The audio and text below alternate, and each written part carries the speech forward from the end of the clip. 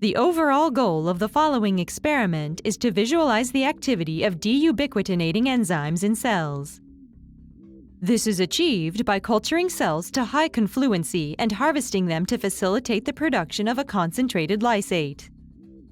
As a second step, gentle mechanical lysis is used to produce a lysate that maintains a metabolic picture of the cell's cytoplasm.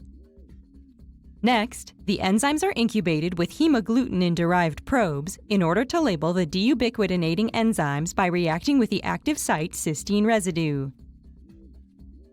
The results show the activity profiles of many deubiquitinating enzymes based on Western blotting and subsequent chemiluminescent detection.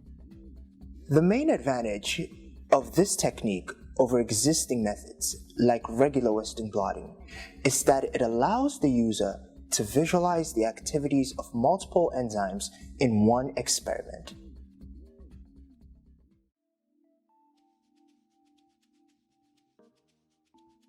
Prepare cell culture media by aliquoting 30 milliliters of Dolbeco's modified Eagles medium, or DMEM, plus 10% fetal bovine serum into a 50 milliliter conical tube. To culture the cells for the experiment, transfer frozen M17 or HeLa cells from liquid nitrogen storage to a small beaker with lukewarm water. Then, transfer the cells to the 50 milliliter conical tube containing 30 milliliters of media.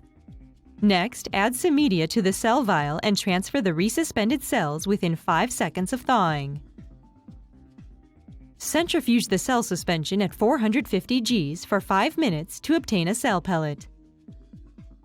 Then add 20 milliliters of media into a T70.